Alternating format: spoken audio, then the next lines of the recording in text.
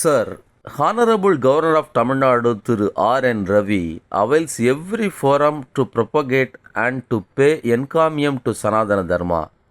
As an academic, how do you view this? He is occupying a gubernatorial position, a constitutional officer. The governor's office comes only in a federal system. So he is nominated by the president to oversee the administration of a particular province, but the administration is to be run in his name but not by him. That is the constitutional position. So all the government activities would be in his name, but he is not entitled to directly administer the state. In fact, he is the de jure authority and not de facto authority. So, Constitution does not envisage a governor to become the real administrative authority in any province. Of course, that happens when there is an emergency declared, when there is a paralyzation of administration in any particular province. But normal conditions, governor's role is only supportive and not authoritative. This is the constitutional position of the government. A governor is expected to uphold the constitution in his capacity as a governor. And if the constitutional provisions are violated, if he feels that some constitutional provisions are violated, then he must remind the state about that violation and should facilitate corrective methods. This is the constitutional position. India is basically a democratic federal republic. In a democracy, the nominated persons cannot have real authority. Only the elected government should wield the real power. The nominate authority can have a consultative authority. He can be an advisor. He can be an overseer. But he can never run a parallel government in any state. He is expected to abide by the decisions of the elected government. Assemblies members are selected as ministers, and ministries' collective wisdom must be accepted by the governor. That is the constitutional provision. But ever since the BJP under Modi came to power at Delhi, the governors began to act very unconstitutionally in many provinces. The lieutenant governors are there are governors. We know the cases of Kiran Bedi as lieutenant governor in Puducherry, and the lieutenant governor at Lagdivs. He tried to regulate the food habits of the people of Lagdivs, and he wanted to introduce ban prohibition in the country to promote tourism. And the local people were almost made captive by him. That lieutenant governor exercised more authority than any governor in Lagdivs. And similarly, the governors very often play a questionable role. They, instead of functioning as a constitutional head, they try to be the spokespersons of the party that rules the center. And they try to run a parallel government, bypass the decisions of the local government. We know what happened in West Bengal. We know what happened in Karnataka and what happened recently in Maharashtra. And this present governor of Tamil Nadu, R.N. Ravi, his very postures are obnoxious. He thinks that he is superior to the chief minister, the elected elected assembly, and that the duly constituted cabinet. And he goes on propagating something which runs counter to the state government's decision, program and policies. And he never think it improper to challenge the state government's policies in public fora, which he participates in his position as a governor. This is one thing. This will, if this is allowed to go unchecked, that will destroy democracy. Democracy is based on faith and trust on the people. People's will should prevail. People's choice is the state cabinet, which is accountable to state legislature. The state government, if it takes a decision, the governor is expected to represent that view in public fora, not to counter it whenever there is an opportunity for him to speak. This is what happening here in Tamil Nadu. Now says that Tamil Nadu's claims in securing investments is false. And it derides Tamil Nadu government's claims on many factors. He convenes the meetings of vice chancellors and propagates the new national education policy. And he asks the state government secretaries to address him on the issues which he was interested. All these activities go counter to the democratic principles upon which the state of India is built. This is one. So he must be told by the appropriate authority that he is only a constitutional head, he is the de jure authority, he is not permitted to run a parallel government in Tamil Nadu, and he is not expected to enter into a conflict with the Tamil Nadu state government, its ministers, its assembly. This is very important to retain the constitutional structure of India. Recently, he derided Carl Thomas Munro and expressed his displeasure over Munro's statue at Chennai. Is it justifiable? A couple of months back, in his address in the convocation ceremony of the Madras University, he made certain remarks. Especially, he accused Colonel Thomas Munro, who was the governor of Madras Presidency some 2 centuries earlier. That governor was accused of having destroyed certain institutions in Madras Presidency. And he also lamented that for such a person there is a statue in the Madras city, Chennai city.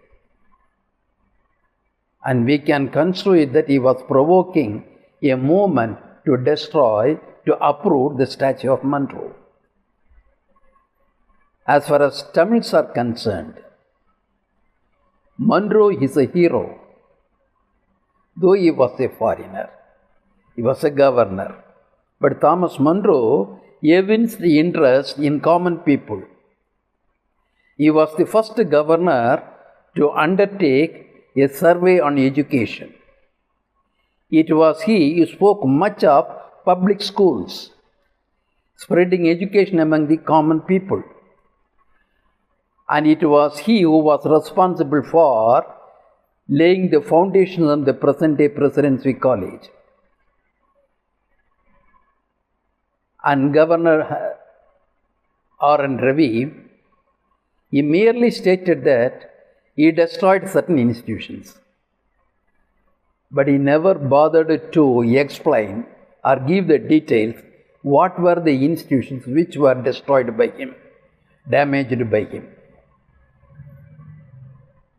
I do not know whether he means that the exclusive privileges rendered to these Sanskrit schools were not favored by him.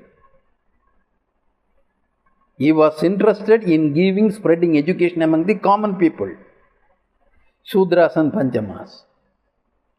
He had no special concern for the Sanskrit Vidyalayas or Gurukulas or Gadikas. What is the concern of R.N. Ravi? If he is an honest person, he should come out with the details about what categories of institutions were damaged during the period of Colonel Munro.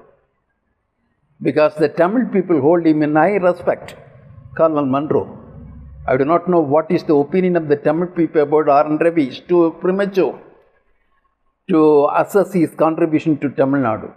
But Colonel Munro was a real governor. There was no elected body at that time. He was the real administrator. As a real administrator, he did much for the Tamil Nadu and for the other regions of Madras Presidency. And he died of cholera. He could have avoided visiting these pandemic-prone areas, but he did it and sacrificed life for the peace. So for the normal Tamil people, Tamil academics, Munro sacrificed his office and life for the sake of common people. So he is a hero for us, and that hero becomes a villain for R.N. Ravi. And it is the responsibility of R.N. Ravi to explain why he considered Munro a villainous character. Why he did not relish the presence of Munro statue in the Chennai city. He should explain it. Then, he repeatedly stated that during the colonial period, he put every blame on the colonial period. We know pretty well that the Hindutva forces, which are now dominant in Indian politics, their forefathers, their predecessors, never raised the flag of revolt against the colonial rulers, leave alone that. And he held colonial rule responsible for the damages caused to the traditional institutions, Sanatana institutions in this country. So his concern was Sanatana institution, not public welfare. He claimed that Sanatana Dharma is far superior to our constitution. What is your comment on this? As an academic, I expect him to respect the constitution. And for any administrator in India, from president to the governor or to the collector, constitution is the ultimate. It is the authority. They derive their authority from the constitution. They derive their responsibility from the constitution. So constitution must be the ultimate for everybody in India. But that constitution is belittled by R.N. Ravi in open fora. Not only belittled, he derides the constitution. Let me read a statement of Ravi in this regard. So while addressing a meeting, Ravi said that the Indian constitution does not carry the soul of India.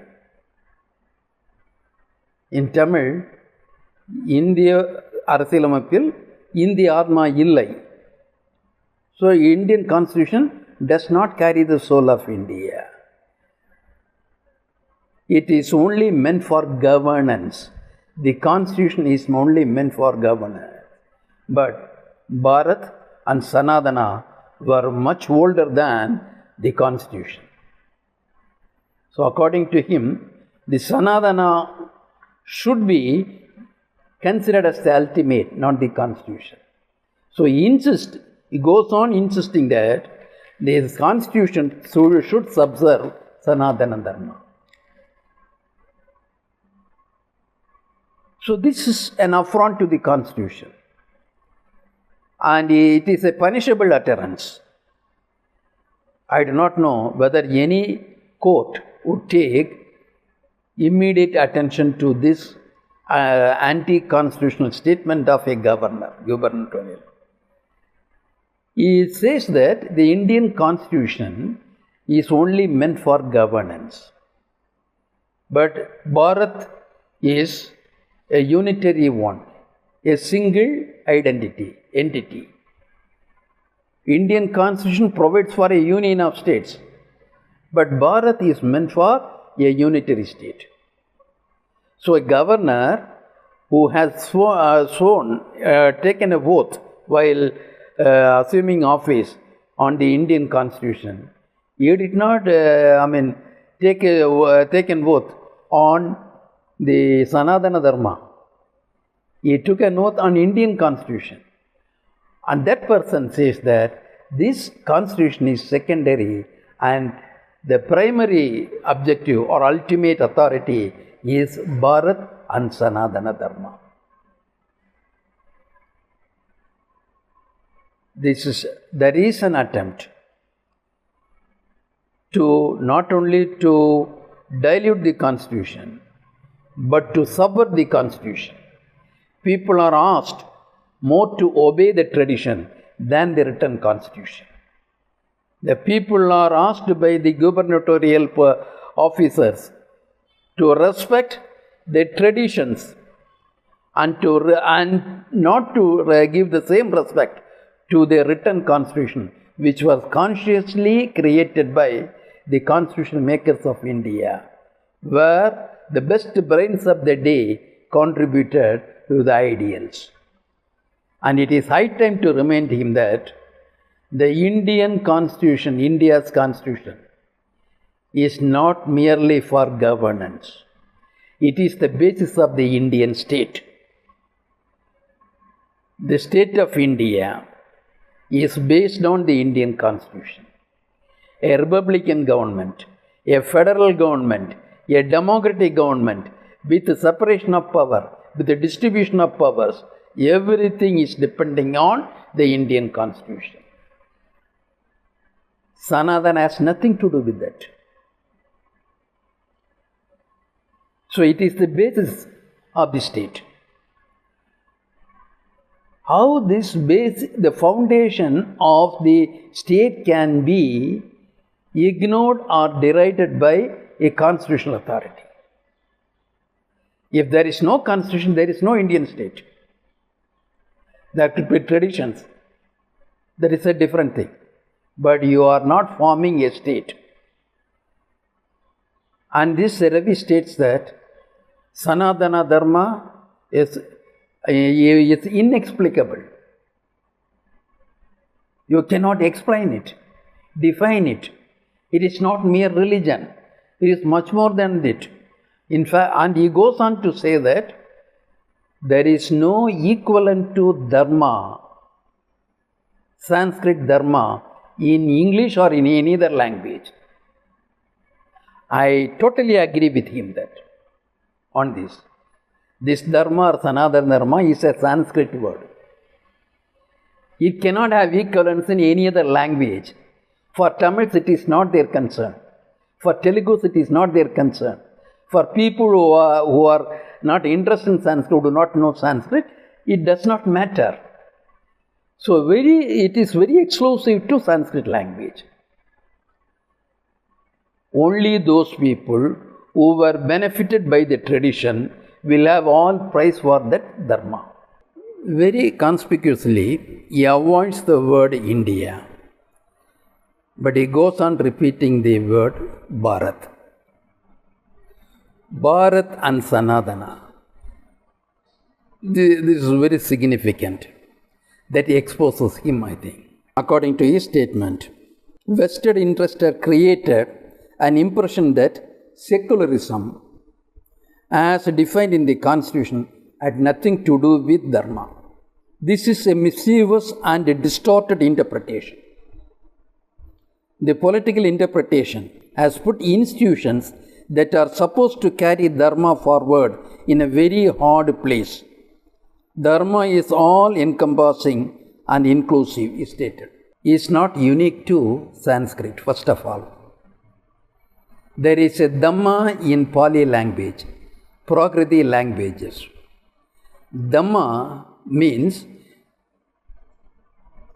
the discipline, the value system, the way of life advised for the people.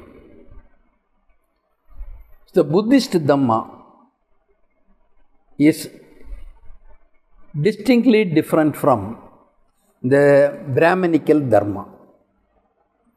There lies the core. There is a Buddhist Dharma. There is a Brahminical Dharma. Ravi's Dharma, Sanatana Dharma, is nothing but Brahminical Dharma. And he says that which is derived from Vedas, Vedic Dharma. Unfortunately, the Rig Veda does not mention to any Dharma. Dharma was coined later on. The Brahminical Dharma meant the Varna divisions, gradations, and then the responsibilities assigned to every Varna. The graded society becomes the basis of the Dharma. We must thank Ravi for having stated that Dharma cannot be synonymous with religion. In fact, I would say that Brahmins are least worried about religion. Religion is a faith system, faith-based ritualistic system. They call the religion Mata. Shankara referred to Madas. That is the religion, worship system. So Shankara selected 6 systems of worship for Brahminical approval. Shanmada, where there will be a principal deity to be worshipped, a form of the deity, the rituals meant for the adoratory songs, everything would be there. Worship system. The Brahmins were never fixed to any particular deity. In the Rigvedic age, the deities were entirely different. Some 33 deities are mentioned in Rig Veda. The important among them were Indra was the war god, who was given 25% of the hymns in Rig Veda. He was followed by Soma, and then Agni, Nasatyas, Aditya, Surya, Ashwini. So many other gods are mentioned. And in their name, to satisfy these deities, they performed yajnas. What happened to these deities now? They changed the deities. They adopted new deities later on. So earlier, the deities were offered yajnas without an idol, without a temple. How did they switch on to the idol worship? And the idol worship too, they went on changing the deities.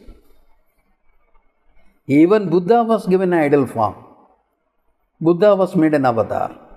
They were shifting their deities very often. They were shifting their loyalties to deities very often. There was no fixed deity for the Brahmins.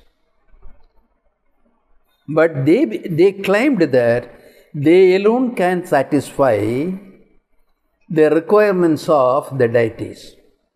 Only through their mantras and yantras and yajnas, the gods could be appeased and they could be made to grant boons to the devotees.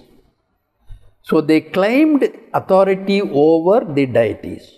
But those deities were not their own. They adopted deities that were popular in particular region for a particular age. So they went on changing their deities. In the days of Shankara, they adopted 6 categories of deities. Shanmata.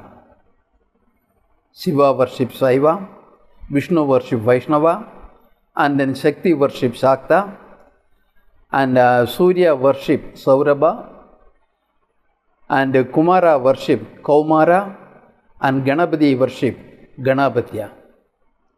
These were the 6 matas. And Ravi should note that There is no Brahma here. They said that there were three principal deities: Brahma, the creator; the Vishnu, the sustainer; Shiva, the destroyer. While they preferred to make Shiva and Vishnu the principal deities and two of the six systems of religions, why Brahma is not included? Because Brahmins were very careful that their Brahman is exclusive for them. It is not meant for others. So while they were becoming archakas to other deities, they retained their Vedas for themselves. And that Brahma was inaccessible to others. They could become the priestly leaders of other temples. Others could never become leaders or priests in their system. They were very careful. So these systems of worship, rituals were changing. But Brahmins were very careful. Brahminism was very careful that even when the systems were changing, the Brahmins would always have the leadership in the ritualistic system. They would be the chief priest. They would be the archakas. They would be the purohitas. So they retained their leadership over the society through the ritualistic religion. So that the religion, it is not what you call Sanatana, is not confined to religion, we accept. And also Brahmins, they were excluded from the Shanmadas. What about the Sanatana? If Ravi should have explained if it is not religion, what else is Sanatana? That explanation should come from them. They will never come out of it. Is Hinduism, is Sanatana? Even the court, the Brahminical judges gave the judgment that Hinduism is a way of life and not a religion. Hinduism is a way of life. Way of life means the social order, social arrangement, the Varna system. They will never say that they are insisting on Varna system while insisting on Sanatana. Why this hide and seek game? Let them come out openly that they wanted the greater society to continue to be strengthened in India. There should be the Sanatana Dharma. There should be enforced through their authority. Let them come out openly. Let there be an honest conflict between the Sanatana supporters and opponents. Let there be an honest conflict. Why they should hide behind this Sanatana? Why they refuse to explain what is meant by Sanatana? Recently, how these people are usurping or conspiring to have control over society to Sanatana. You will find this ad in the paper. It was published in the newspaper. It is about admissions to the Nalanda University. Admissions open. This year's ad. There are 17 countries who contribute to this Nalanda University. Nalanda University earlier was an international university run by the Buddhist missionaries. It attracts students from different corners of the world. And you know pretty well that even Yuan Shuang was a student here for some time. It was a very popular university. It was not a Brahminical Gurukula Gatika. It was different. So to commemorate that Nalanda University, the UPA government agreed to institute an international university, Nalanda University, in the same place. So many countries which had some substantial Buddhist population came forward to contribute funds for the running of Nalanda University. So Nalanda University is now revived, regenerated, and there is a global support for that. The purpose is very obvious: to regenerate Buddhist studies. That was the purpose of the Nalanda University. But look at this. They are given 6 programs in it. They are given 6 programs. What are the programs? You must remember that Amartya Sen was the leader of the director board, who was unceremoniously removed from the board. Now it is under the control of the Hindutva elements. And these 6 courses, sustainable development management, it has nothing to do with the Buddhist development, Buddhist studies, philosophy. Ecology and environment studies, we don't object. Let them introduce any new subject. And then Buddhist studies, philosophy and comparative religions. So they now satisfy the 17 foreign countries. And Hindu studies, here find it. What do you mean by Hindu study? Was the Hindu studies prevalent in the ancient Nalanda University? There was no Hinduism as such when Nalanda University was in vogue. Now they introduced a subject, Hindu studies. Strangely, within bracket, they explain Hindu studies as Sanatana. Now you cannot say that it is not a religious study, it is not based on religion.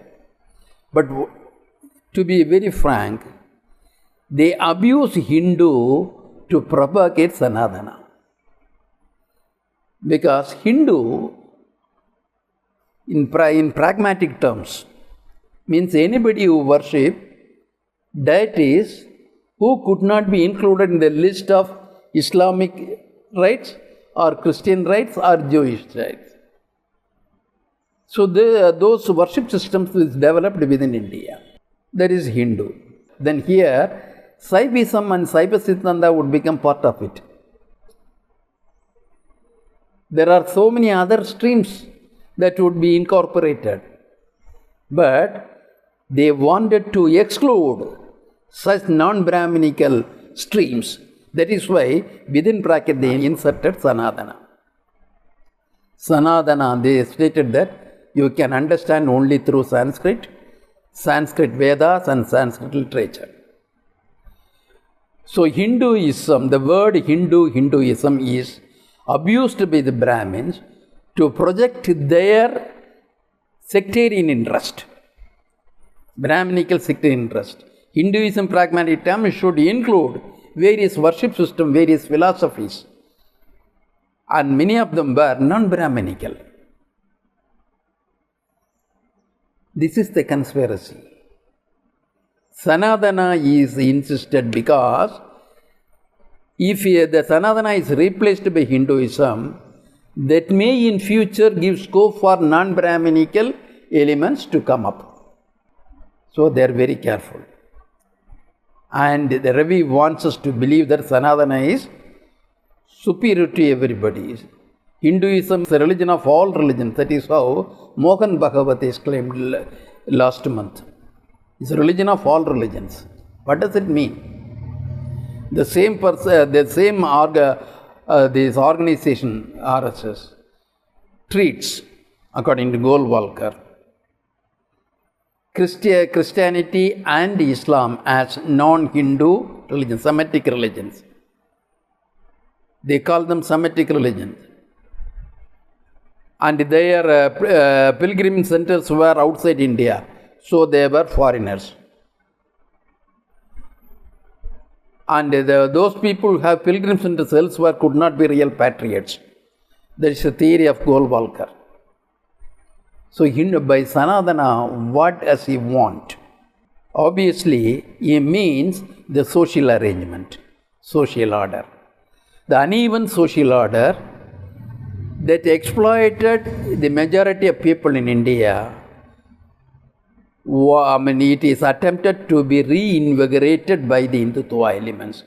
And people like R.N. Ravi says that Sanatana Dharma is the spine of the Indian culture, Indian society. I only want to say that Sanatana was beneficial to Brahminical elements. That Sanatana was inimical to other elements, to the working class. And he says that the Sanatana Dharma provides for unity in diversity. He says that this includes everyone. It is the basis of unity in diversity. Unity in diversity was a word coined by Pandit Jawaharlal Nehru while he wrote his book, Discovery of India, explains this theory. India is a land of multicultural, multi-ethnic groups. So the plurality is accepted, yet there can be a unity among the various segments, various linguistic groups, racial, ethnic, cultural groups, by having a political structure in which the main structure would be amenable to all. It would accept equal status for all categories. That is unity in diversity. But what sort of unity can be between the Panchamas and the Brahmanas in a graded society? Between the Kshatriyas and the Sudras in a graded society? So here, these gradations are not horizontal, they are vertical. There can be unity in the horizontal order. There cannot be unity in a vertical order. So, that is why Guru Golwalkar, who is a guru for all these people, who was the person who gave written explanation to all the Hindutva claims. According to him, harmony is important, not equality. The need of the day is not equality, but harmony among the various segments. Harmony means you agree to subserve the other group. You reconcile yourself to the unequal position. That is harmony. If you agree to subserve the Brahmins, you can be in the society. So if you want to claim that, you are disturbing the harmony. Equality will be a disturbing factor. So, suppressing that fact, R.N. Ravi, he deliberately gives a false explanation that it provides for unity in diversity. But unity in diversity, as propagated by Ravi, is a euphemism for harmony in inequality. And there can never be unity in equality. He insists on harmony in inequality. Any person with a self-respect will never agree to it. The Indian Constitution provides for fundamental rights, irrespective of caste, creed, religion, place of birth. Everyone has equal status in the Indian Constitution. If you agree Sanatana Dharma, if you consider Sanatana Dharma superior to Constitution, then you will be losing the fundamental rights. You are diluting the fundamental rights. So equality is to be sacrificed for the sake of Sanatana Dharma. Ravi is living in a different land. You are trying to mislead the people, Tamil Nadu people, by a jugglery of words. By abusing the Sanskrit words, you cannot deceive the Tamil people. And you all used to say that you have not read NEP fully. That means the Tamils never used to read everything. They are semi-literate, they are illiterate, they are ignorant, they are ill-informed. You have got a different opinion about the Tamils. We express their views freely.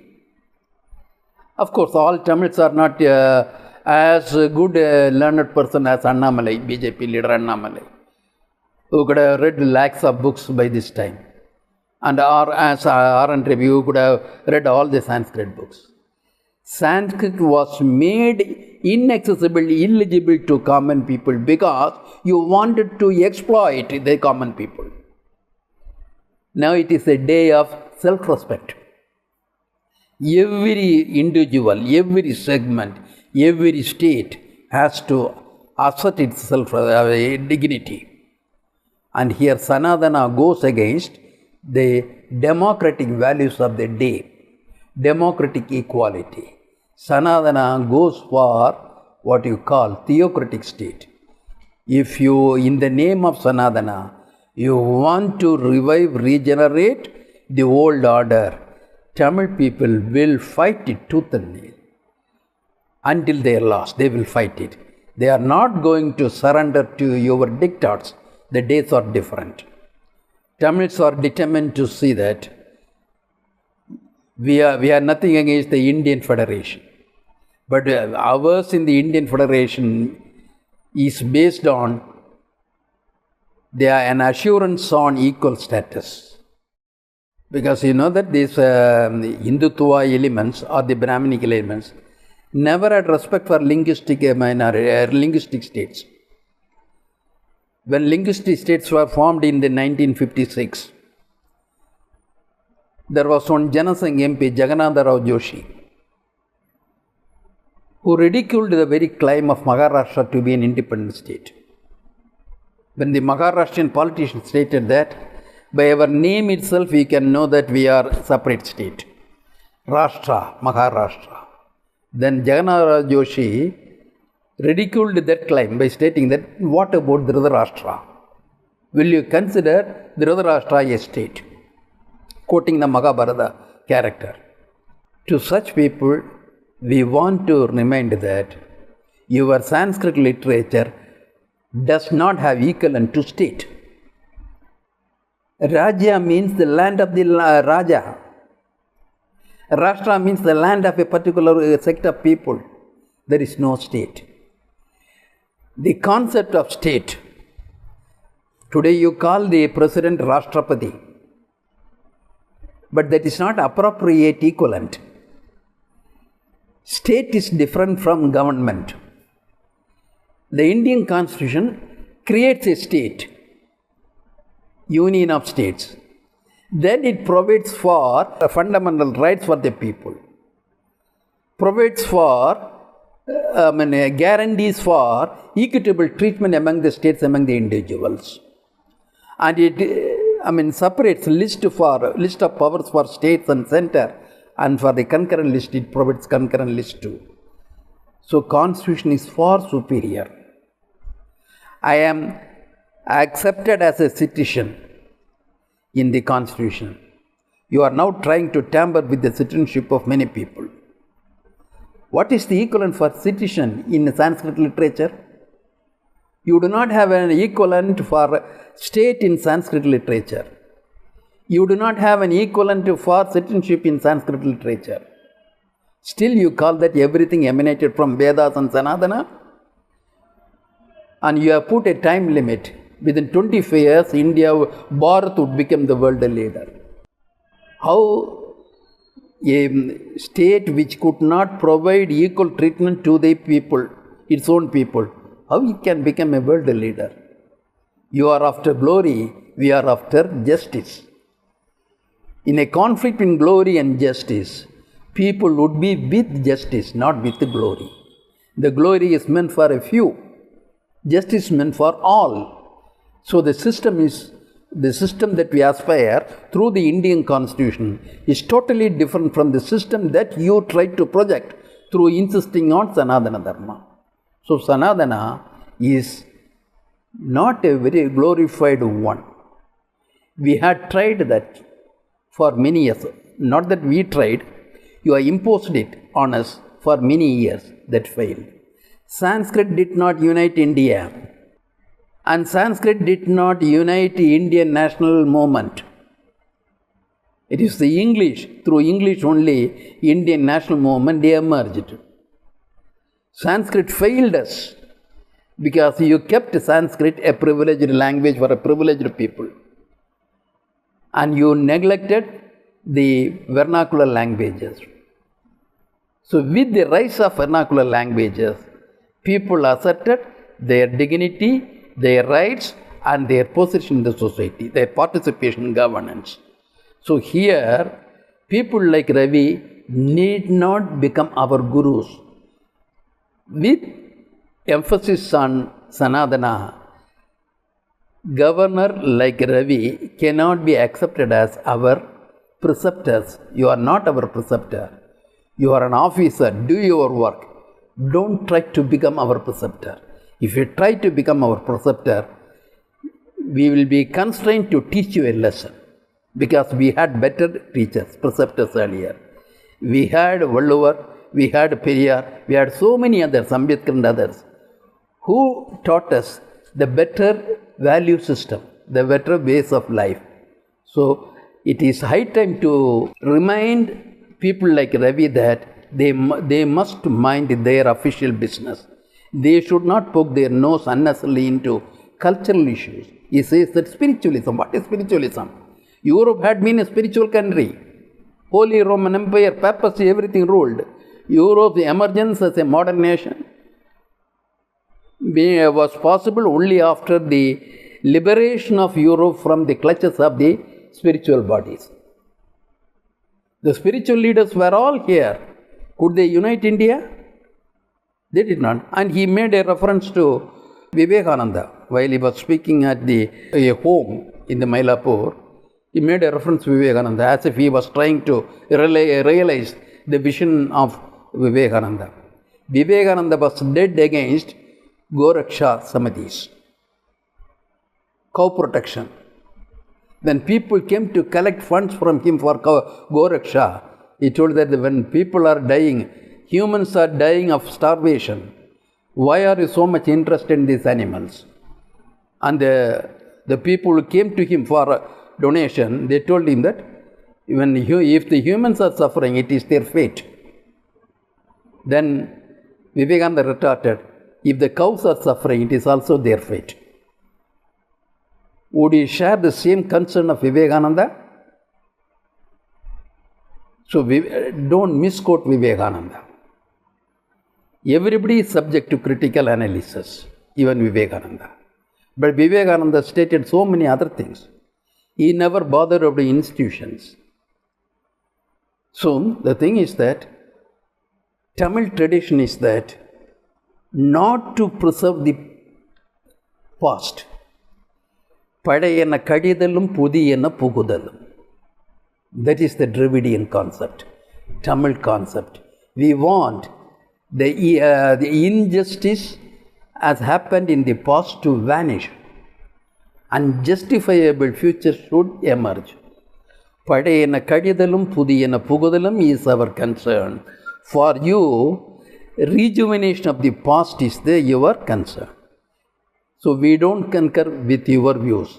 You cannot concur with our views. The best solution is that you mind your business, we will mind our business. Is not the office of governor a colonial and non-democratic legacy which rendered elected bodies a mockery? The Constitution of 1950 was basically based on 1935 Constitution. That Constitution was drafted by the colonial masters. But after consultation with the Indian leaders, Dr. Ambedkar played a key role in it too. And he countered Gandhiji's arguments in the roundtable conferences. So during the colonial period, the office of governor was retained. The office was retained, but an elected ministry was made possible. But even then, as per the 1935 Act, elections were conducted in 1937. Congress party emerged victorious in many provinces. But they refused to accept office because they feared that governor might make mischief, might commit undue interferences in the administration. So governor's office should be curtailed. So they were unhappy, they were not ready to accept a governor. So they refused to participate in the government. Negotiations went on. After 2 years, they agreed to form ministries on condition that the British government gave an assurance that the governor would not unnecessarily interfere in the state affairs. Only after receiving that assurance, they took part in the ministry. So first ministries were formed in 1937. Rajaji became the prime minister at that time. So this question, will the governor be a hindrance to democratic progress? That question lingered on even during that time. And the British government gave an assurance, and even though they were foreigners, they kept their promise until last. governors did not unnecessarily interfere. And these ministries resigned only when the World War broke out, and when the World War, the British government declared India a party in the war without consulting Indian leaders. So there was no question of governor abusing the office or obstructing the Indian ministers. That questions never happened. The governors did not make adverse remarks on Indian ministries at the time. But what is the role of governor today? So this doubt was expressed even during the discussions of the Constituent Assembly. Was it necessary to have a governor in a democratic system? You repeatedly insisting on certain basic democratic and constitutional values. How are we going to enlighten the governor on this? There are two ways. One is that the regional parties must organize and they must sought for a constitutional amendment removing or restricting the office of the governor. In the British days, there were British residents, not a governor in the princely states. They simply observed. They sent notes to the central government or the imperial government. If something went wrong, then the imperial government would put a notice to the state government. The governors did not act as intermediary in those days. There were residents. So governor's position must be equivalent to resident here, not as an administrator. The parallel government cannot be allowed to be experimented in any state. That is one thing. Then there were governors. This Surjit Singh Barnala refused to dissolve the Tamil Nadu ministry led by Karunanandan. So he refused to carry out the diktat from the center and he had to sacrifice his office. There were few honest governors, but not all governors were honest, because the way in which they came to office is somewhat questionable. For example, R.N. Ravi belonged to the police service, intelligence officer. What political experience he had? But he is made the governor. There were governors with excellent track record. I remember a day when the teachers were struggling for the UGC scale of pay. Narasimha Rao was the Union Minister for the Human Resource Development. Rajiv Gandhi was the president. The associations put a pressure on Narasimha Rao. You make the states to implement the UGC scales of pay. I was in the moment at that time. I know it personally well.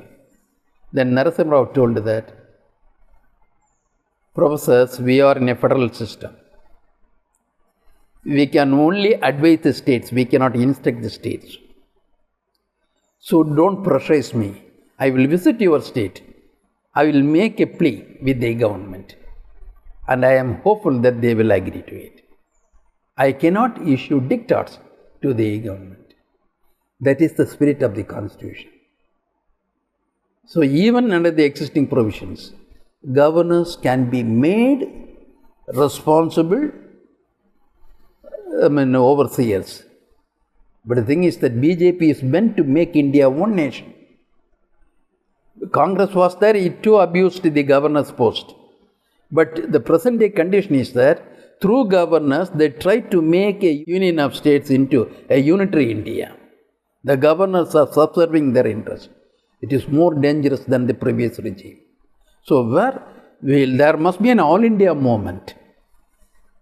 And our Chief Minister can take up the responsibility. He can initiate a move to secure a consensus among the non-BJP parties to demand for and work for a revision of the Constitution whereby central government's unnecessary interference through the governors can be curtailed. That must be a major concern for the various parties in India. What happened in Bengal, we know. So every state, the problem is there. So it should be a political, it should be resolved through a political movement. The initiative should come from the opposition parties. And our state has a tradition of struggling for states' autonomy. And right from the days of Anna, we had been claiming for what substantial powers for the state. So it is high time that every other party agrees to this proposal and come to a consensus. We can make it an all India issue. We can introduce suitable amendments to the constitution whereby the provincial rights are safeguarded and strengthened. While humanity is making huge strides towards progress, such retrograde Sanatana forces are attempting to push us backward. Is the Sanatanist dream possible of realization? In any system, there would be some beneficiary. There would be people who are affected or who are not benefited by this system. System change comes for the benefit of others, not for the same people. The system. So this system, the Varnasrama system, was there in the past. In some areas, not everywhere. In some areas, in the Gangetic region. It was beneficial to the princely class and the priestly class. They became supporters. The others, the Vaishyas, Shudras, Panchamas, these people, they were numerically constituted more than 80%. But they were not organized. They were not allowed to be organized. So they were kept under their thumb for thousands of years. Now, with the dawn of democracy, empowering these masses becomes the first step towards a just order. The empowerment will be imperfect if the awareness is absent from a larger section of people. The awareness is prevented by various diversionary practices. Religion, rituals, all these become diversionary trends. The priorities are altered by the vested interests. So it is not religion. Everyone is a religion in one way or other. Not all people are rational people. But basic rationalism is there. Here, the attention of the people is diverted from real issues to non-real issues by the authorities and the propaganda missionaries. Earlier, through religious institutions, they were sanctifying the tradition. In the new age, under the Western education, their sanctification is obstructed. That is why they lament that Monroe damaged our institutions. And the colonial period damaged our institutions. Did your past rule, even Rama, did he run public schools? Your Mahabharata, did they have that the Rashtra at that time? Even the state could be bifurcated, trifurcated, balkanized to satisfy the various clans of the royal family.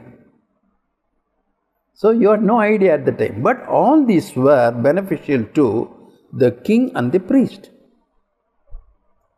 The others were taxpayers were never considered as humans. Their labor was taken for granted. So the old order has to change because in any order there would be some people who were left untouched, unbenefited. And for their benefit, the order has to be modified. So, it is very difficult to sustain the old order forever. But the thing is that they try to alter the existing system to suit their needs in a different form. They adopt modern technology. But to strengthen only their old value system. That is why unless the masses became aware of the forces that crippled them, there is no redemption.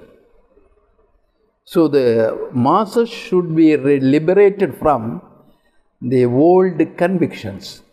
They must be now enlightened towards a new justifiable order. That comes through education, through formal education, through informal education. The media is an informal education.